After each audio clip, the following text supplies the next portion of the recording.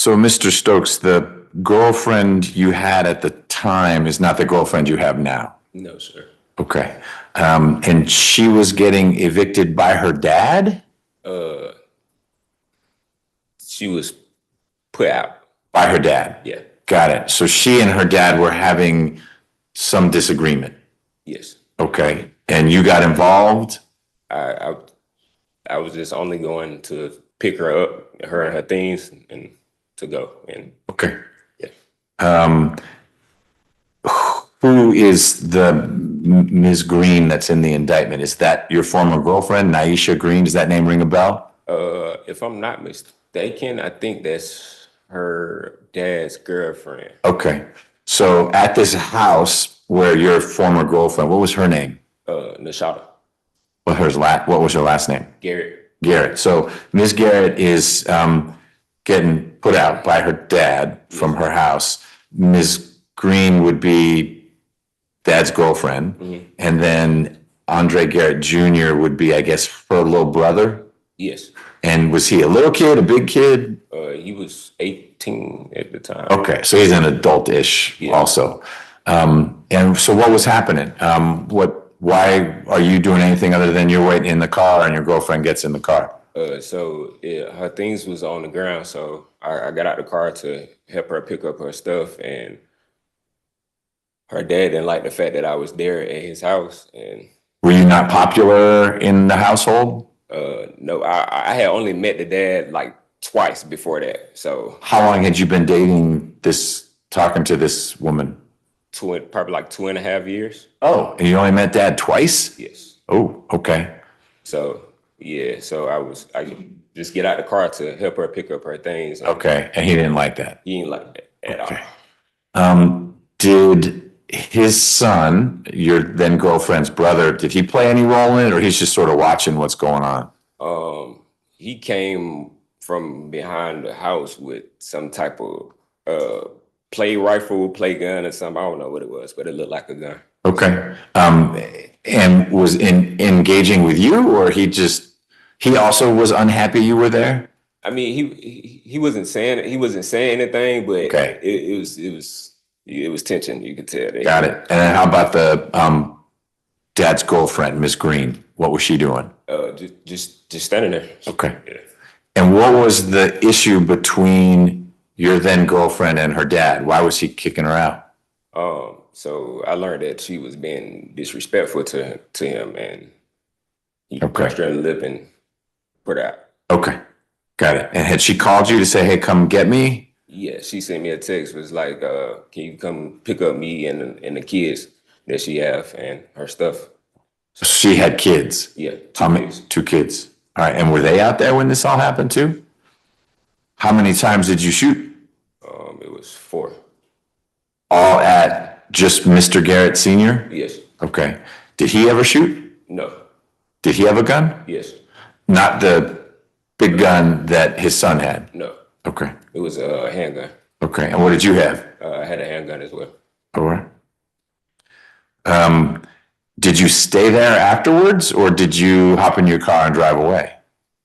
I hopped in my car and drove away because I was nervous. I ain't know if it was going to continue to escalate. So. Did your then girlfriend hop in the car with you, or did she stay with her dad? She hopped in the car with me.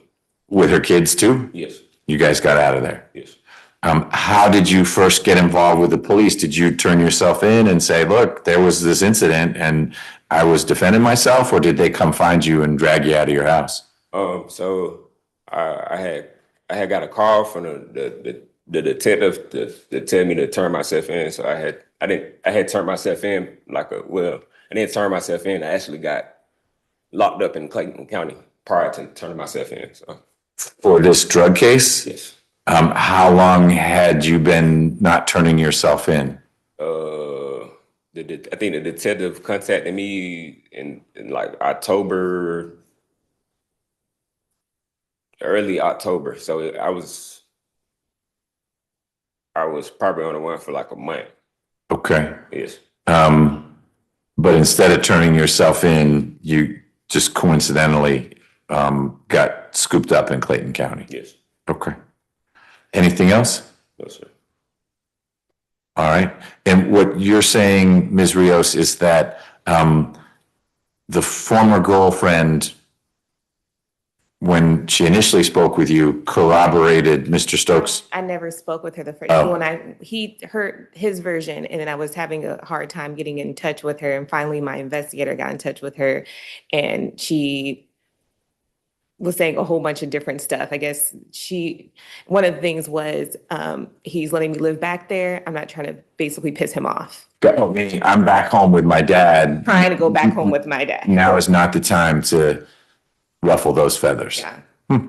Okay. All right. Anything else, Mr. Stokes? No, sir. This job you have, what are the hours? So I do night shift, so I do 40-11, but I started doing double shift, so I do like 9 to 9. Lots of hours. And what days of the week? It's not set days, so they kind of mix up my schedule. If you are not available Saturdays and Sundays for a long time, is that going to affect the job, or they'll just know that they can't put you on a Saturday or a Sunday? No, it's not going to affect my job. Would you prefer that your weekends are different days of the week? Because there's nothing magic about Saturday, Sunday. Yeah. If it's better for you to be off Tuesday, Wednesday, because that's quieter times at the restaurant, it can be Tuesday, Wednesday. I don't really care. Okay. Do you have a preference? No, sir. Okay. You don't think? Because I had already, when I heard that about the weekend jail, I had already updated my availability. You blocked out all those weekends? Yeah. Okay. So Friday, Saturday, and Sunday, I can't work. Okay. All right. Well, that took a turn. We got a lot more color on Mr. Terrell Jamal Stokes and the events leading up to his plea. And it paints a picture that's more tangled than your average aggravated assault case. In this follow-up portion of the hearing, the court dug deeper into the dynamics of the shooting incident that led to Mr. Stokes' guilty plea and, let's just say, it involved more drama than a holiday dinner with the in-laws.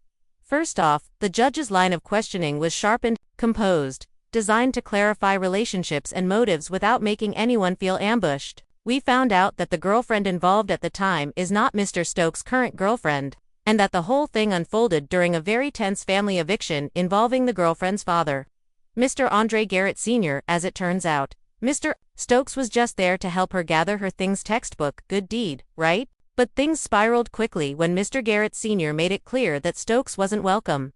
What followed sounds like a backyard standoff.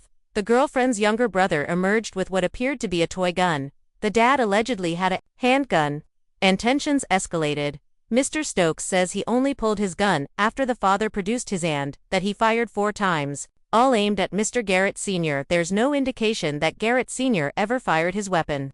But that kind of detail is precisely what trials are for. And why this ultimately resolved with a negotiated plea rather than rolling the dice in front of a jury. Mr. Stokes' response after the shots. He fled the scene with his girlfriend and her children. His cooperation with law enforcement wasn't immediate. He acknowledged being on the run for about a month before getting picked up in Clayton County for an unrelated issue. The judge's questions kept the tone grounded, no overreactions, just a steady inquiry into each person's role in the incident. We also got clarity on Naisha Green, listed in the indictment. Apparently, she's the girlfriend of the girlfriend's father, not Stokes' ex. This clarification helped separate the background characters from the central conflict. The judge even addressed logistics about Mr. Stokes' new job, hours, and whether weekend jail time would interfere. Mr. Stokes was responsive, and even proactive. He had already adjusted his schedule to account for weekend custody, showing a bit of foresight you don't always see in these scenarios. That kind of practical thinking might serve him well as he begins his probationary period and participates in the Next Level Boys Academy.